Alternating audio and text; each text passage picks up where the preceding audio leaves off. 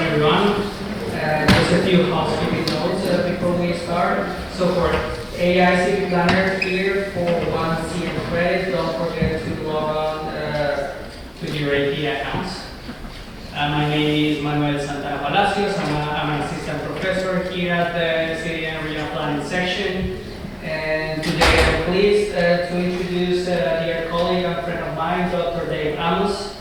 Dr. Amos is an assistant professor in City and Regional Planning at Cal Poly Pomona in California. San Luis Obispo. Sorry, yes. San Luis Obispo. He holds a PhD in Regional Planning from UC Berkeley, a Master of Architecture and a Master of Community and Regional Planning from the University of Oregon. For the last 6 years, Dr. Amos has explored various city planning topics through his hugely popular YouTube channel, City Beautiful, and I hope many of you already know what the channel is about. Dr. Amos has posted more than 150 videos that are readily accessible to the general public. His channel is so popular that it has close to 700,000 subscribers, and up to today it has 77 million of viewers, including myself. And his passion for accessible planning education and critical research in the field has materialized in a recent paper published in the Journal of Planning Education and Research we will be hearing about today. And without further ado, please join me in welcoming Dr. Amos to our Baumer lecture series.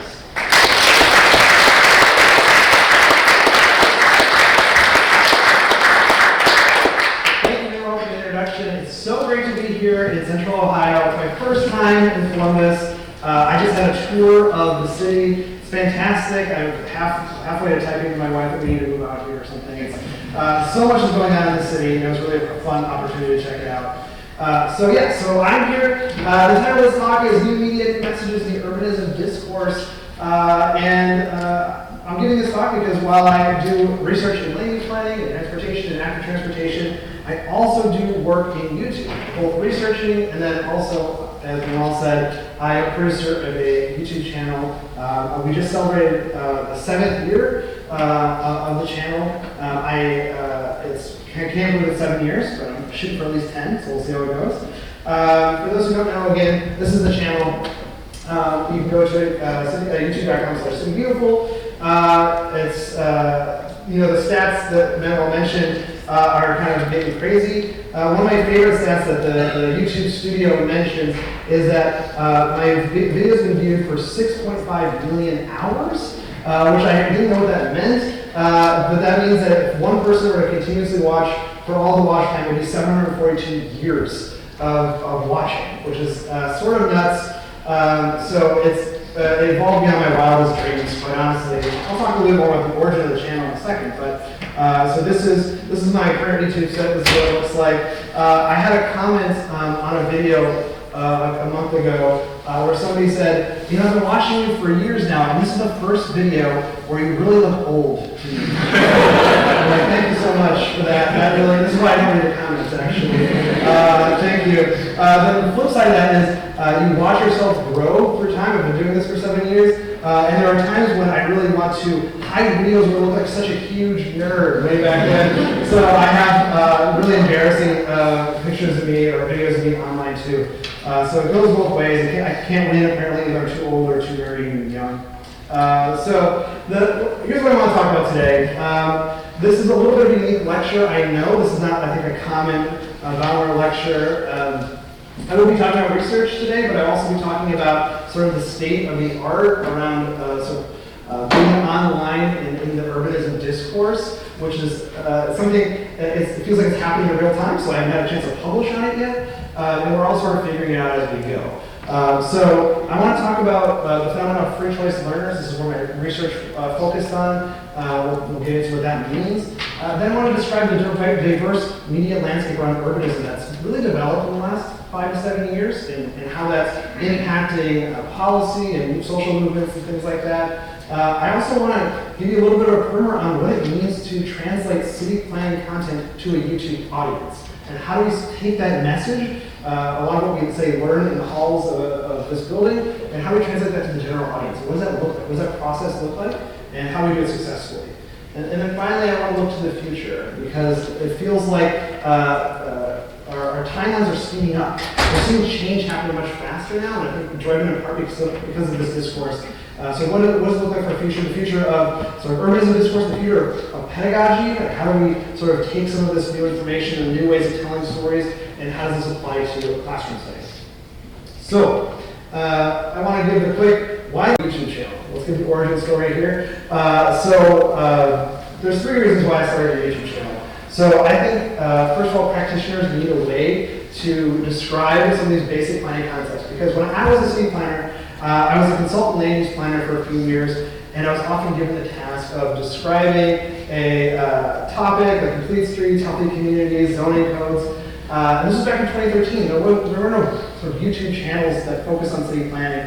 And I wish there was. I wanted to give people a video and say, here, just watch this video, community member, before we go to this board meeting. And then you'll be up to date on it. But instead, I had to develop like half-hour presentations, and it was a real bummer. Basically, I was lazy. But nothing existed, so I had to do that. And then later on, when I became an instructor in my PhD life, I taught intro to city planning, and I couldn't help but think that so much of this content wasn't just good for students, but was good for the general public as well. Like, there's a sort of basic planning education that doesn't really occur, at least here in the United States. When I was in high school, at least, there were no classes on city planning, despite the fact that we all sort of live in cities, and being able to understand it in the ways things work and how power works in an urban area seems like a pretty useful thing to learn. So I felt like there was a gap that I could maybe fill because, I wrote a lecture, how hard is it to make a video?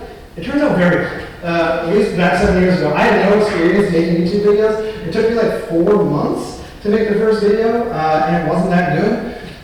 It was short, but I made a promise myself that I wanted to give this thing a go. So I wanted to make 1 video per calendar month. And 7 years later, I've never missed a calendar month. In fact, I published 20 to 25 videos per year, and they generally are doing pretty well, view count-wise. It sort of surprised me. When I started, I never thought that I would even get to 10,000 subscribers. I thought nobody was doing YouTube city planning content because there just was no audience. That turned out not to be true. We'll talk about that in a minute. And then the last thing is just democratizing city planning content. I talked about that a little bit, but I do really believe that my sort of conceit for my channel is taking what we learn in the halls of academia and translating it to the general public. So that's the goal for the channel. And pretty much what I do can be read through that lens. Now, why YouTube? Why would anybody want to be on YouTube in the first place? I think people realize YouTube's popular. Sometimes when I look at the stats, I don't realize how popular it is, but 2.5 billion users on YouTube right now, okay? Most of them obviously abroad, because in the United States we don't have anywhere close to 1 billion people. So that is, it's nuts, right? And then it allows for a long-form video, and I think that's really appealing, especially when you're talking about city planning. There's a lot of nuance in city planning, and 10-minute video is still not enough time to really go deep diving into something like the way we would in a lecture in a university setting, but it's certainly a lot better than a tweet. And it allows you to sort of combine words and images and moving pictures in a way that sort of creates something new and different, and I think that's really exciting. And now we have short-form video coming out of the scene from TikTok and YouTube Shorts, which is really great as well. So there's these great formats on YouTube. It just seems like the place to be, and that's where I started. So I want to talk a little bit about this concept of free choice learners. And this is the topic for the ACE, the Journal of Planning Education Research paper I did, Planning Education and Free Choice Learners, Teaching in YouTube Classroom. So when I started on YouTube, I thought my audience was essentially free choice learners, which is why I did my research in this area. What is a free choice learner? This is a topic that actually has a pretty significant amount of literature built around. It comes from the education field primarily. We don't talk about this too much in planning. But who are free choice learners? So they learn outside of formal learning environments. We're not talking about K through 12 students, higher ed students. We're talking about somebody who's looking and seeking out knowledge on their own. This is where the learner is in control, right? They decide what they want to learn. There's no curriculum for a free choice learner unless they're studying it themselves. And then they're looking at a variety of formats, both digital and offline. Somebody visiting a museum is engaging in free choice learning, right? You go to an art museum, you take in the art, you're reading the placards, you're educating yourself, right? That's a free choice learning experience. And I say maybe your dad reading the World War II books, right? Reading those non-Christian books, you're doing free choice learning. So it's a sort of underappreciated sort of educational experience, right? We sort of focus our attention on our institutional learning, but non-institutional learning, free choice learning is really important. So I wanted to sort of know basically how I can reach free choice learners, or was I reaching free choice learners on YouTube? And I mentioned that this framework comes from an education field, but it also comes from the field of science communication. And this is a screenshot from physics girl Diana Coward, one of the greats in science communication. But in the world of science, there's actually quite a lot of folks thinking about science communication. You can actually major in science communication, which I think is fantastic. This is a field that understands that science literacy is critically important to sort of our civic discourse, and they've really developed a lot of infrastructure and knowledge around this. Whereas in planning world, this is sort of planning education, or right? This is my students giving a half-hour presentation before they do a workshop at City Hall. It's sort of ad hoc. It's when we need it in a planning process, but it's not really continuous. It's not ongoing in the same way. So I thought that there's again this sort of gap here that maybe you should be a way that we fill this sort of planning education gap in the same way that science education is so popular. So the research question was, is YouTube an effective way to reach free choice learners? And again, starting at the beginning, I didn't know if there was an audience for this at all. And then who are planning focused free choice learners? Who are these people? What are their goals for learning? Why are they doing this? Right? So I'm going to give you some data. So every year I conduct a viewer survey on my channel. It's a link in one of the comments of the video. So when I published the paper a couple years ago, I used that data. I'm actually giving you the most recent data, the most recent survey, but the basic points are all the same. The numbers are just a little bit bigger. So who are they? So I just asked. They can check on multiple boxes, but basically a majority of people are who I expected. They are free choice learners. Now, some folks are K-12 students or college students.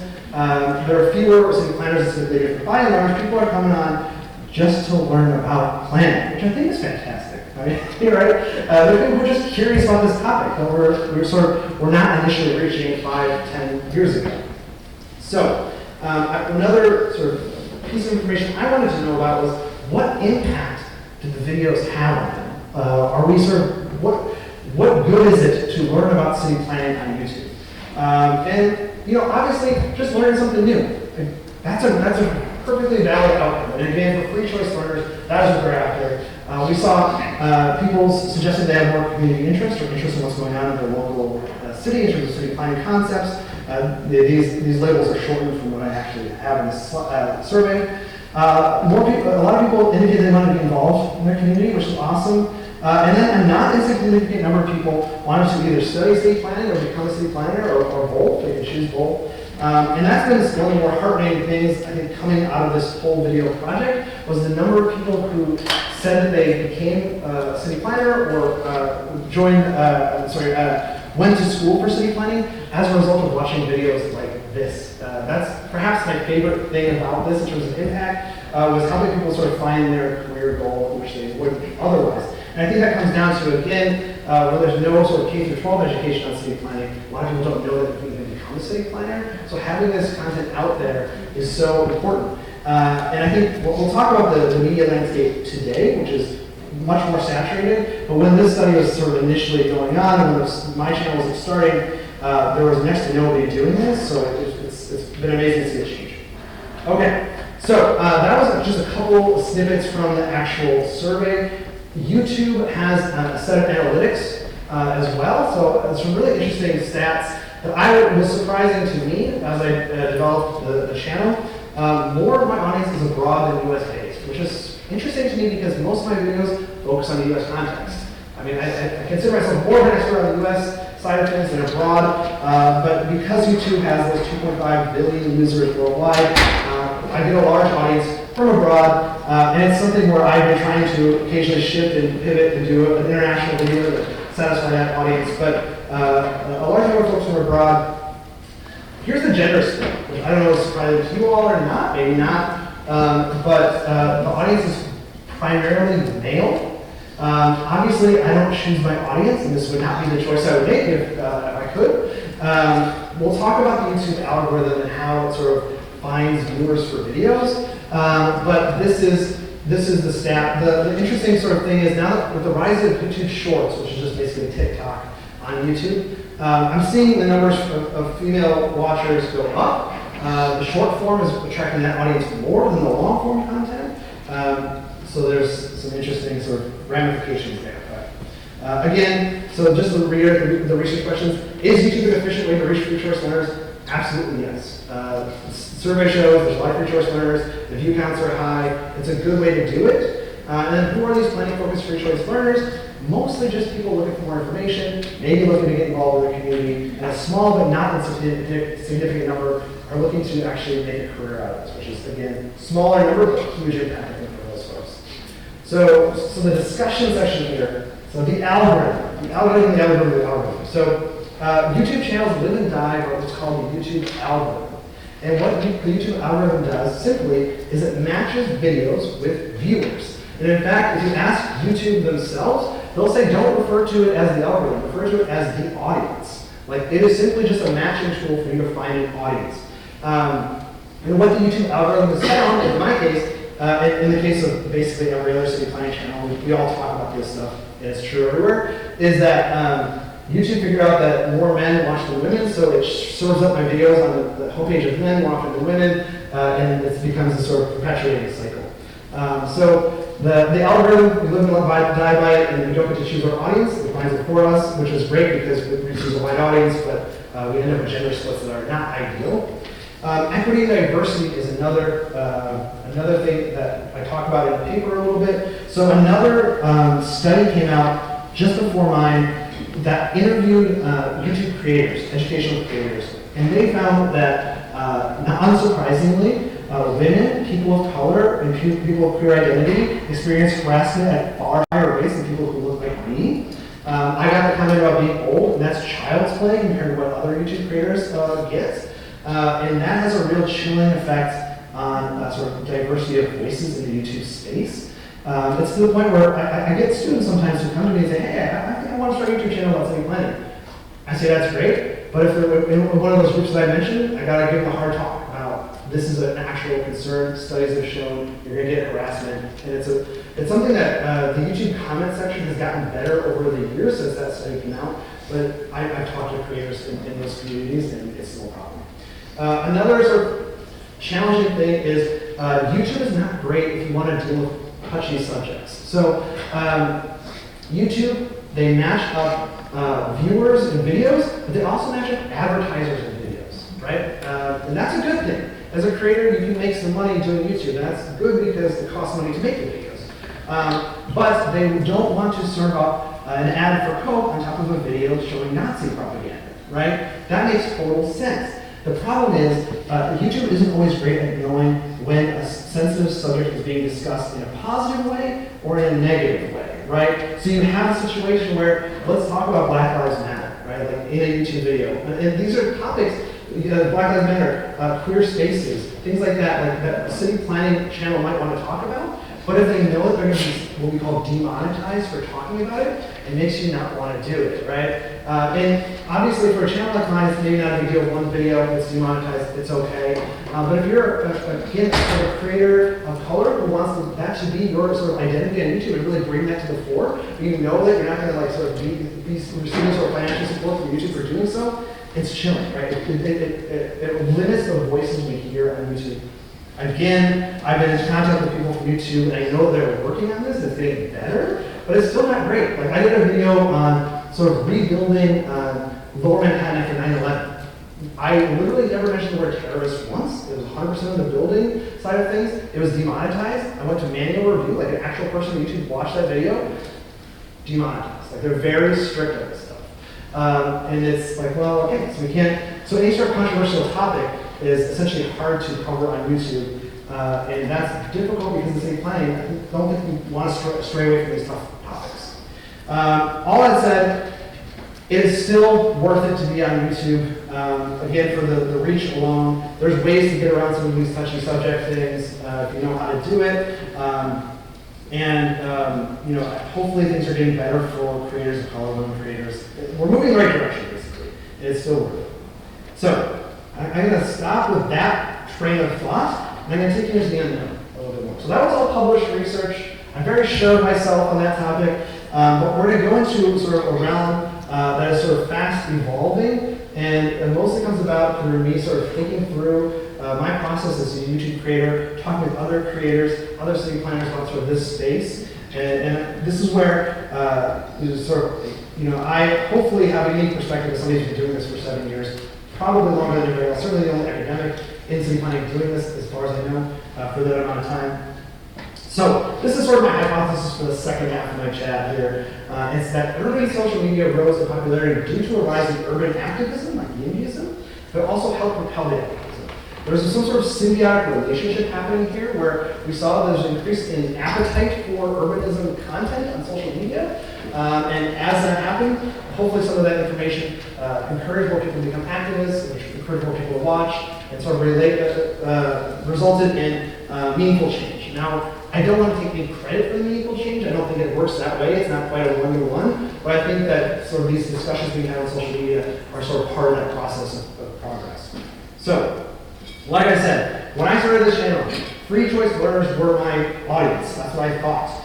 As I started posting, and as more people started posting videos, we came to realize that we have a lot of audiences. There's lots and lots of different people watching this content, consuming this content, coming at them from very different frames of reference.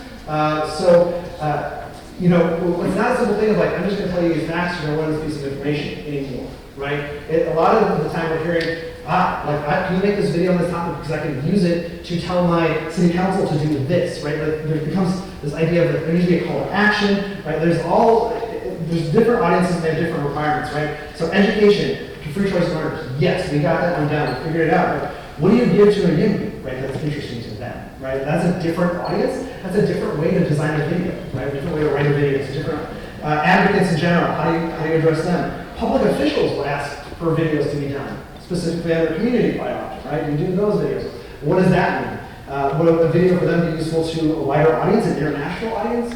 So it becomes more challenging to consider how to address all these different people. When it was just free choice learners, it was so like, wow, it was much simpler. So what is the point of a video on YouTube anymore in the city planning space? And this is something I know when we talk with them, all these other YouTube city planning creators are asking, we're figuring this stuff out, right? Is it simply good enough to inform anymore? I make 20 to 25 videos a year.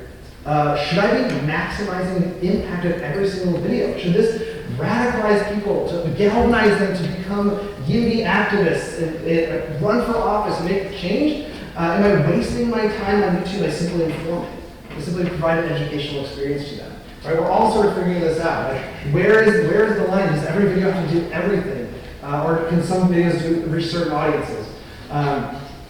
And I have no answer to this. I'm not going to give you an answer here because it's literally something that we're struggling with. I can tell you that from my sort of point of view as an academic, I tend to prefer to educate with the idea that you draw your own conclusions from my video. Like, I sort of walk you to the edge and then let you sort of draw the final conclusion. But I know that there are plenty of YouTube channels that are very successful with polemics. They're happy to like tell you exactly what they think about an issue. And they do great. And they get a lot of views. I personally am not comfortable with that, but that's the good thing is, and we'll talk about this, there's a diverse media landscape. No longer do I have to worry about addressing all audiences. More and more we're seeing a diversity of media types meant to target different audiences and goals. So that sort of takes some of the pressure off and allows each of these sort of outlets to have their own identity. So I'm going to walk you through, really briefly, some of the media outlets out there that I think are sort of noteworthy and worthwhile in the urbanism discourse. I think for many folks here, especially some of the students, this is all going to be sort of, you're going to be seeing things you know already. But I think it's important to sort of point them out anyway because, they're major players. So the first one I want to talk about, memes. Memes are a huge part of urbanism discourse online, right? So a meme is a graphic with text superimposed. I mean, that's the sort of basic format of a meme. designed to make a point, make a joke, something really fast when you're scrolling through your social media feed, right? That's the goal of a meme. A meme is meme's second goal is to go viral. To be something so funny, you share it with a friend, you share it with another friend, you share it with another friend. And that's how ideas spread. And amongst city planning activists, the meme culture has gotten quite good. And the main sort of stopping off point for this is numtot, right? New urbanism means for transit-oriented teens. So this is sort of one of the epicenters of meme creation online. I can't believe it's on Facebook. I don't know what's going on. I think it's run by millennials like myself. But the great thing about numtot, for those of you who haven't been on there, is not only do they generate memes, but they actually discuss and dissect memes. So you go for the memes and you stay for the thoughtful discourse around the memes. Well, not always thoughtful. Sometimes they get into fights. But it's not a small community. It's not a niche community. This is about 230,000 members on Facebook, this group, so it's not small, and the impact is wider because, as I said, the generated memes meant to be spread. So you'll see numtot memes on Twitter, Threads, Instagram, all over the place, and they have, in large part, they play a large part in sort of introducing folks to the ideas around city planning. One of my favorite examples of this was, I follow a YouTube channel called The Try Guys. I don't know if people see this channel. I see some nods. They're a pretty good channel. They just do fun videos around cooking and eating stuff. Anyway, so one of the Try Guys was sharing out numtot memes about lawns and how we shouldn't have lawns anymore. And so again, sort of this sort of insular idea of city planners talking to each other. It's not the case with these memes. They can reach out and touch new audiences. So it was really great to see that. All right, so that's enough about memes. Podcasts. Let's talk about podcasts. So this is one of the leading podcasts, I would say, The War on Cars. The War on Cars is a show hosted by Doug Gordon, Sarah Goodyear, Aaron Afrostek. They have great guests. They have thoughtful discourse. The idea of the war on cars, they sort of co-opted the idea that anytime you put in a bike lane, it's a war on drivers and a war on cars. And they ask you to enlist in the war on cars. But they're really popular. And so they have 2,500 members on Patreon, which is a service where people can sort of donate some money to see this media continue. And they can pledge anywhere from $3 to $10. You can see here, I wanted to sort of legitimize some of this media. This is a business. In a lot of ways, we'll talk about what the business of sort of being in the social media urban planning space is like. But I just want to use that to sort of legitimize them. This is a big operation, and they do a good job of describing these sort of war on cars. So beyond podcasts, let's go to Reddit real quick. So this is one of the many city planning Reddit communities, subreddits. And I know the name is a lot. It's sort of a saltier version of War on Cars, is a different way of saying it. But if you look at the actual community description, again, it's sort of super thoughtful. So the discussion of the harmful effects of car dominance on communities, environment safety, and public health, aspiration towards more sustainable and effective alternatives like mass transit and improved pedestrian cycling infrastructure. That could be out of an abstract. Right, so you have this juxtaposition of title of the community and then the actual, what the community is about. And again, 427,000 people are subscribing to this. The reach of these media outlets, I want to be clear, goes far beyond what we sort of might normally think of as people interested in city planning. There are other great subreddits if you're interested, like the urban planning subreddits, like the more vanilla version of this one. There's transit and all sorts of things. But just an example of how on Reddit.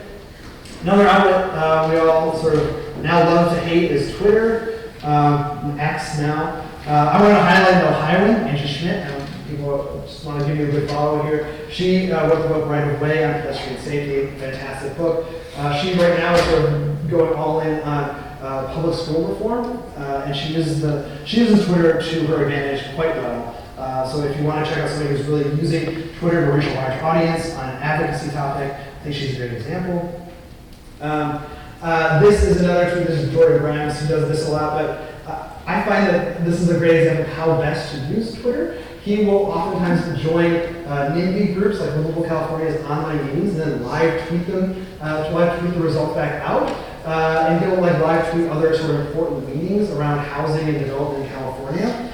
And that's the beauty of a space like Twitter, is the immediacy of it. The conversation's happening very fast. You're getting up to the second information. Until Elon sort of went crazy, I would recommend students actually really get on Twitter to understand the minute-to-minute situation, what's happening. A little bit less so now. But this, you can see that like, this is another place where we're getting a lot of reach here, maybe beyond the normal flows.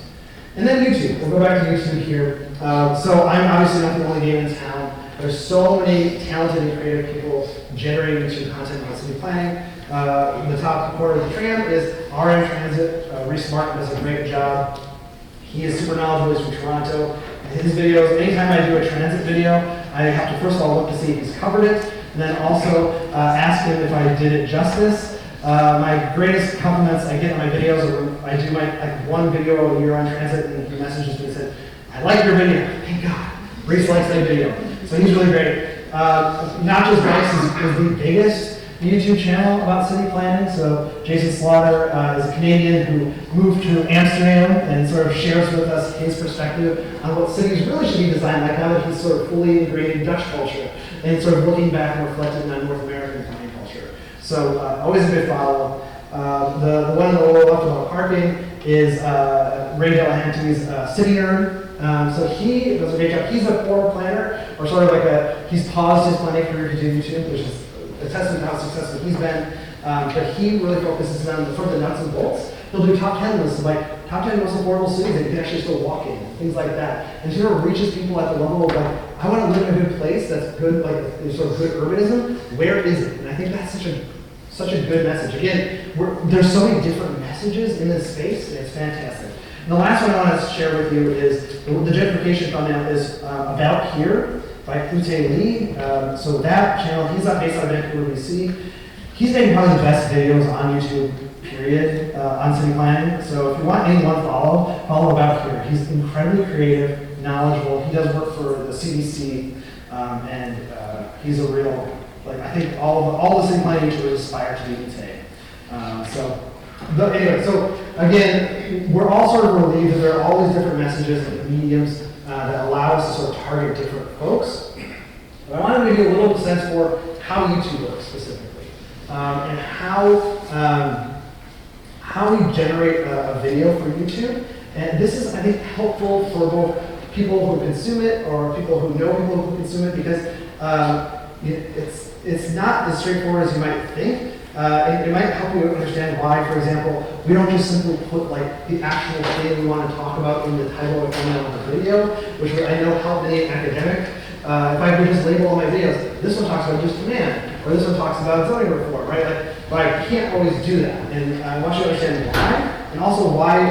I think also this could help folks who are sort of writing about city planning understand one way to do it. So writing for YouTube is a very specific way of doing things, but I think it's also really effective at getting your message out clearly and concisely. So we'll talk about how to do that. So the goal of a YouTube video is for the title and thumbnail to be shown on a user's homepage. Right? I mentioned this already. That is the number one thing that needs to happen.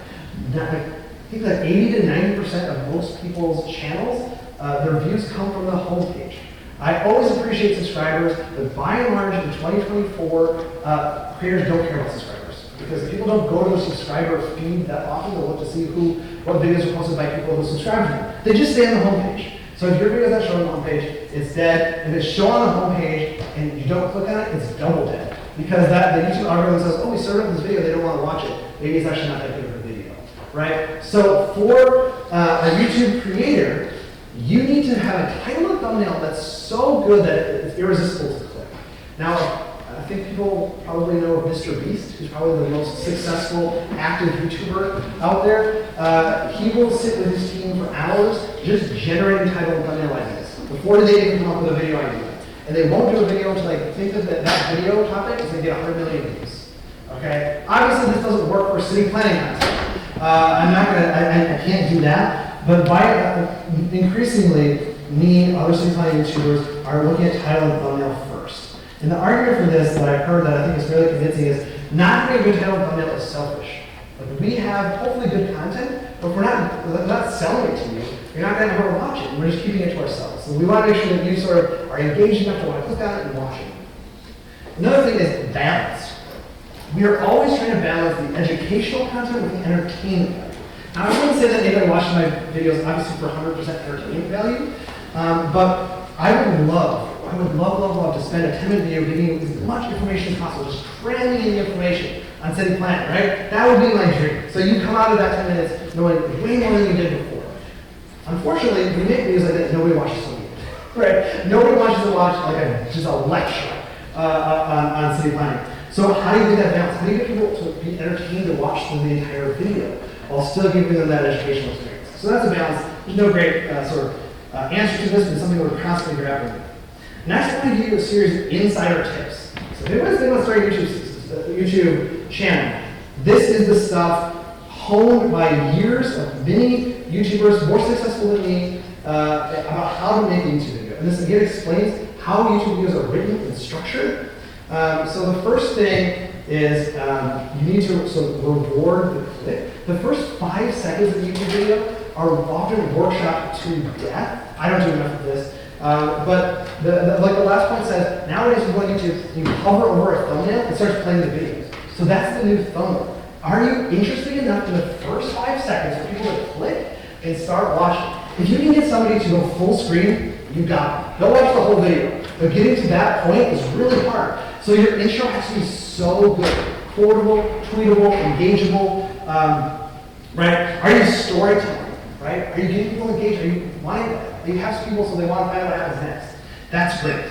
Are you using curiosity loops, asking new questions all the time? So you answer the first one, here's the new question, here's the new question, right? It drives people crazy. I know that we don't ever conclude a YouTube video, and this is why. We don't want you to click away. We often want you to watch the ad at the end of the video because it pays the bills. But you'll see most YouTube videos really don't like to conclude, and they like to have humor, catchphrases, branding moments. In my case, the bike bell to do the introduction. A couple of videos I forgot to actually put in the bike bell introduction. I got angry comments. So people like those sort of branding moments. So how do you translate this to planning? Right? This is how YouTube works. How do you write good city planning content? How do you sort of create city planning content for a YouTube audience? So I always think I need to be in a museum. I think science centers are like the quintessential best way to sort of teach. This is going back to the free choice learning model a little bit, but when you go to a science center, you're not ever going to become an expert on paleontology, right? You're not going to get a degree in paleontology. What you're looking to do is learn a little bit of something, have a good time while doing it, and I think anytime I'm trying to make a video, I think, how does science center do this, right? And the great thing about science centers is they're so accessible. You can be 5 years old and love the bones. You can be 80 years old and learn something new about paleontology you've never learned before. So thinking about how to be in a museum is a really good model. Storytelling works really well with city planning content. So much of city planning content is history or has a sort of historical basis. I like to think of cities as actually just an accumulation of past decisions. It's a sort of model. And then when you think about cities that way, you can start thinking about, okay, well, why? Why did they make that decision, right? And once you start asking that why, you have a topic for a video right there. Why did they decide to build this bridge? Why did they decide to do this zone this way? Why did they adopt this, right? And if you can tell that story, you can get people engaged and keep them engaged throughout the whole video. I mean, this minimizing jargon is one that we hear all the time, sort of city planning communication generally, but this is important. So this is me in an older set, and I'm literally just talking to you on my couch. And that's, again, how I sort of try to structure city planning content. It's like, I'm just a friend talking to you about city planning. I'm really enthusiastic, I want to tell you about it. And you only use jargon to explain a concept or to demystify it. I think there's an educational value in actually using jargon if you're just telling people how to use it, or they might encounter it in the real world. Like if they're reading a zoning code, yeah, tell them the words they're going to see in that zoning code and define it for them. So they go to read that zoning code, they're not afraid of it anymore. Not that I don't think people are afraid of zoning codes. That's a bit much. That's not too long. Okay, so find the hook. This is another important thing, right? Because like I mentioned, you need that hook right away to get people interested. So I always, when I write a video now, I look at my whole script, I write out my script, and I figure out what the most interesting part of it is, and I put it up front, even if it makes no logical sense to do so. So this is a screenshot from, I did a video on how to split a city in half. How Berlin split in half during the, with the Berlin Wall, right? And I thought the most fascinating thing was there were metro lines that crossed the border, right? Like they didn't like sort of split the city according to the metro line. So you had metro lines going, from West Berlin going through East Berlin and back into West Berlin again, and they still function.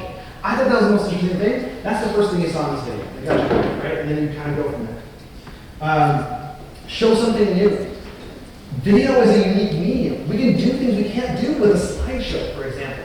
One thing I've never seen before I made the video is anybody animating level of service at an intersection. Right? For planners, that's sort of grade intersections based on levels of delay. But what does LOS-A look like? So free flow traffic versus LOS-F or LOS-C.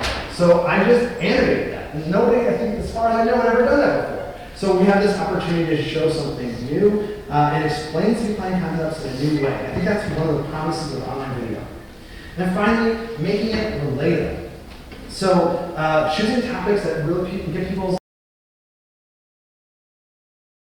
grab people's interest because that's what they deal with in real life. So I made a video on corner stores. We don't have that many in the United States. Even my international audience chimed in. They all felt like they had to talk about their corner stores, right? It's in the comments section. So just a simple thing like, right now we're going to talk about this one specific land use that everybody knows about. Can get people really involved and again, thinking about this through the lens of a city planner, which they might not have done before. All right, so I want to talk about the symbiotic relationship that I sort of introduced before. So again, my hypothesis was this relationship between city planning media, like all those sources, and all this sort of growth in activism, right? So I want to generalize about the urbanism discourse for a second, but I think by and large, folks online talking about cities and sort of self-identified urbanists would generally be these things, right? They'd be pro-housing, they would be anti-car, we saw them subreddit, and anti-zoning as it is today. And this makes a lot of sense, right? We've all seen charts like this. This is the median sales price of houses in homes in the United States. I would be a YIMBY too, right? If this was how housing prices were going. I didn't get a chance to overlay real wages on here, but it's not keeping up, right? So this is the Google Trends look at the YIMBY movement. These scales aren't quite the same, but you can see it's pretty closely following the rise in housing prices, right? So we're seeing these sort of external factors, these urban challenges sort of driving people into sort of advocating for change, and then they're finding information online to sort of buttress and support their activism. Another sort of example of this is the chart of pedestrian fatalities in the last 10, 12, 20 years, or 10 to 15 years, and it's going up, right? It even went up in the era of the pandemic, when we saw driving awareness, which is not a good trend. So if you see a chart like this, then it makes sense to me that you would sort of feel like this, right? And that you would sort of become an activist. Like a lot of this activism is happening as a result of these challenges, and they're finding videos. Now I want to just quickly point out that a lot of this urbanism discourse is growing, in large part because the challenges facing, these challenges are now being sort of targeted towards the middle and upper middle class of our society, and in large part white folks in our society. And cities have sort of been broken in some ways for a long time, especially if you're lower income. But by and large, the current urbanism discourse is sort of not as diverse as we would like it to be. So I wanted to be aware that like, while we're seeing this rise, it really should have happened earlier. Okay. So I just wanted to highlight again some of the recent successes that some of these activists have been having, such as ending parking minimums in cities across the United States. We're seeing zoning code rewrites, including here in Columbus. I don't know if people know that you guys are doing a zoning code rewrite. Students get involved if you haven't already. It's a great way to change how things work in Columbus. We're seeing cities abolish single-family zoning and making more bicycle infrastructure faster. So we're seeing, again, growth in these movements, and it's resulting in real change. This is one of my favorite pictures. It's the governor of California, where I'm from, with the placard, "More housing faster." We've made our governor a YIMBY, basically, as a result of some of the social change. So, yeah, so it's been a really positive symbiotic relationship. What it's done really is just create a larger audience for some of the content we've been producing, which is awesome. Now, I wanted to quickly in the last few minutes here, talk through some of the future, future of media discourse on city planning. So again, I just touched on this as the diversity problem. Most urban YouTube creators are more presented in white. And the reason is also because of the research I found to be the case that harassment is rampant. And it's a real problem. We need more voices in this discourse, in part because I want to see a larger, more diverse audience. I get asked all the time, can we do another video on zoning reform? Can we do another video on highway removal? And these are fine videos, these things need to happen, but I would love to have people say, can you do a video on education reform? Can you do a video on sort of more specific social justice, like climate change? And we don't see that same audience, so I would love for the audience to be more diverse. We will result in hopefully more diverse creators stepping into that as well. Women people are more present where their appearance is not a factor. So one of the main moderators of NumTalk is a woman. We saw like Angie Schmidt. There's lots of great advocates on Twitter where you're sort of not in front of a camera, where your identity is sort of a specific part of your brand, which again just doubly shows how important it is, how much harassment occurs based on looks. And if we eliminate that factor, we see more diversity happening. And then YouTube makes it challenging to talk about intersectional topics, like I talked about before. TikTok is on the rise, still not banned in the United States, despite lots of threats to do so. We're seeing, one thing that actually is seeing, again, a lot of gender diversity in, more so than YouTube, so that's a positive sign. I find short form video to be a little bit challenging to get the nuance that I like to have in it. I know people do well with Twitter, but the long form is more my thing. But I think a lot of creators, planning talk is growing, and it's a positive sign. It's a great space for like Gen Z to really take up the mantle as well. The future. This is a concern we're all having too, is no more topics. So I need 150 videos. My other compatriots, some of them are making one video a week, and they've been doing it for years. And we're sort of thinking about how do we sort of, do we take this opportunity to get more specific with our videos? Are we sort of redoing videos? I recently redid a video on introduction to zoning. It was my second video I ever did 7 years ago, probably like this week. And it was not that good because I would just start making videos. And a lot has happened in the last 7 years on zoning reform. So I actually last year just straight up redid the video with a lot of updated information. It's not really concerning, like the no more topics is sort of something we sort of joke about, but when you have, how many videos on transit-oriented development does one internet need, really, right? So we're sort of always thinking about, are there ways to sort of, again, address those different audiences? Maybe we talk about transit-oriented development to a different group of people. So something to think about. And then planning pedagogy, I want to talk about this. This is my last sort of a little bit here. So I teach introduction to city planning to undergraduates, where I teach at Cal Poly, but I obviously also sort of teach on YouTube. I really try to make it so that my students never watch a video of my course because I don't want to be like the YouTube person, right? Like I want to sort of stand on my own teaching, credentials. But sometimes I will make a video that I sort of included in an intro to city planning lecture. And now I feel like, well, if it's out there on the internet, why do I need to talk about it in my lecture? You can go watch the YouTube video. I will sometimes recommend my videos as supplemental information. So what it's done for me is actually made me sort of rethink how I teach in the classroom. I think this is something that as educators we can all be thinking about, for those of us who are educators, is I think the lecture is going to sort of become less and less important as these students can get this information online. And I don't know, again, about how the other faculty in the room feel about this, but I find that increasingly over in recent years, a larger and larger number of students are coming in to the program with a lot more information than they used to because it's so widely available online. Like I will ask basic questions in an intro class, and I'll have like 5 or 6 like super nerdy city planning kids who watch every single video from every single creator have the answer, which is awesome.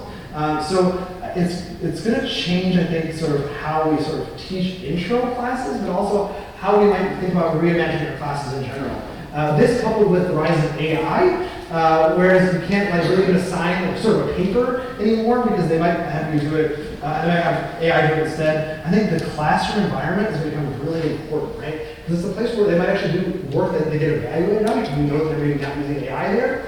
But then also, It's going to be great because, you know, they can get the lecture stuff online. They may have learned it already. But how can we use the classroom space to do interactive learning, put it in the classroom, right, the sort of active learning techniques.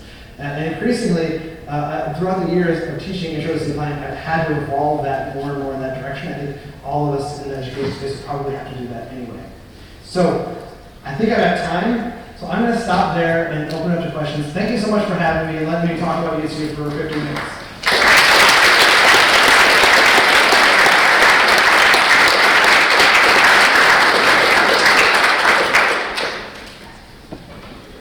Any questions? It's okay.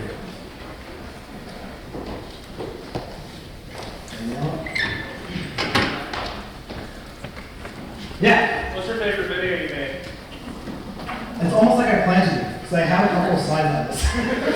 So, one of my absolute favorite video is the one on Gary, Indiana. I'll talk about this, but it's Karen's in the area. So, there's a video out here a few years ago called The Worst Parts of Gary, Indiana. So, there's a few channels out there on YouTube which make their living going into the worst parts of cities, filming it, and basically saying that cities are failures. And this is actually where City Beautiful, the name came from. Is that I was sort of reacting to this sort of idea that if you look up city planning content on YouTube 7 years ago, you're mostly going to find out that cities are terrible. So my idea was that cities are actually beautiful. They're the solution to the problem. And this video came out about Gary, Indiana. And my father-in-law was born and raised in Gary, Indiana. My wife is from just outside of Gary. I know Gary, and what they were showing in Gary didn't jive with what I experienced in Gary, or what the true story of Gary was. So I did a video, it's called The Most Miserable City in America, was the title, because that was what, like, there's like a Bloomberg News article that labeled Gary as the most miserable city. And the whole video was sort of, not necessarily like rejecting the hypothesis, but giving explanation, giving context, and explaining to people why Gary was the way it was. And a fascinating history of the company town, one of the first black mayors in the United States. It's a really dynamic, interesting history, super interesting story. And so I put that out there, and it's my most watched video. I think it's over 9 million views. So it's swamped that original video, and every time I look back at this, I check the view count and make sure that I'm beating it. Because it's about, YouTube gives you the opportunity to change the narrative, and I think that's really important. One of the videos I spent the most time on was the, and I'm also proud of it, is my history of US city planning in like 14 minutes. If you watch that video, watch it at 0.75 speed, because I talk even faster than I'm talking right now. It's so fast. But I realized that my US city planning books are probably not enough people, right? So I tried to make sure that I really did that one justice, and I think generally that turned out pretty well. And I think there's sort of that responsibility. You're not only changing the narrative, but sometimes you can be shaping the narrative, but you're actually doing responsibility. Okay, I'll stop there. Yeah? One thing that I enjoy about a lot of your videos is that you take a very, you take a lot of time to give a historical perspective, which makes your channel sometimes unique. What do you think is so important about using a historical perspective, especially targeting, forget the verbiage, the choice learners? Yeah, so first of all, I'm just a history nerd myself. Like, I just really like history. And like I mentioned, cities are sort of just, like, they're just an amalgamation of past decisions or sort of built history. So if we want to understand where cities are, why they are the way they are, we have to go back in time. So for me, like, I can't not tell the history of things if I want you to understand why things are the way they are. Now, you can do a video that just talks about, like, this is a bike lane, this is a better bike lane, like that kind of content. You maybe don't need the historical context. But I'm more interested in, again, taking some of the city planning content that you learned in school and giving it to a more general audience. And for that, you need that context. I'm not going to give you surface level stuff if I can't help it. I really want to give you that the background. And again, to me, it's like not like I'm purposely teaching history. It's like I just don't know any way else to explain to you why something is the way it is without going back in time. Yeah, in the back. So you spent a few days in Columbus, or however long you've been here. What Yeah. are like some critiques you have of varsity planning or ways for it to improve in the future? So that's I ask this question. First things first, I'm a very positive person. Like, I'm not the kind of person who looks for flaws. So like, I did not go around Columbus. I did a tour, a guided tour just before this. A couple hours, 2.5 hours, I get a car, going to every neighborhood we could get to. And I just found reasons to be excited about Columbus. So I don't have like a lot of, like, I also hesitate to critique because I know so many people are working hard to shape Columbus for the better. So who am I to come in here in 2 days and tell you that something is wrong about Columbus? And I think that, again, I only see things going right in Columbus. I mean, there's problems and challenges, but I think from the people I've been talking to, I got to do a panel discussion with civic leaders and sort of like, players in the Columbus scene earlier today. So when talking with those folks, I just wanted to be incredibly hopeful. They have a very clear idea of what the challenges in Columbus are, but they're trying to meet those challenges. And I saw nothing but sort of new development, adaptive reuse, a desire for more transit, like all sorts of great things. I think Columbus, in a lot of ways, is a really special city. It reminds me of a lot of other sort of state capital university towns out there. It's doing so much right. And sort of in a state like Ohio, I think it's a real beacon for sort of progressive city planning. So I'm not going to sit here and give you a critique of Columbus, except I'm just going to say that I guess I wasn't joking when I said, man, I could see myself in Columbus. Like, it's a pretty cool town. I know, that seems like a cop-out. I'm not really coming to the audience. I'm just... All right, anything else? Yeah? For your YouTube videos, especially when you talk about historical stuff, is there supplemental materials that you provide in the description or just some extra stuff to kind of explain, this is where I got my sources from? So all my YouTube videos have sources in the description. Yeah, so I definitely do that. I think what maybe sets me apart from other outlets is that when I come up with a topic I want to talk about, the first thing I do is open up Google Scholar and see what the most recent research is on this topic if I can find any. So that is always available. And it's something, I think is really important to do. Most good YouTube channels out there will sort of list important sources. Increasingly, especially ones that want to view themselves as sort of legitimate sources on that topic. So that's a good trend. Actually, I could do more of that, and I actually wanted to start doing more where I sort of throw in book recommendations. But it's on my list of things to include as I constantly do. Yeah. All right. Thank you much.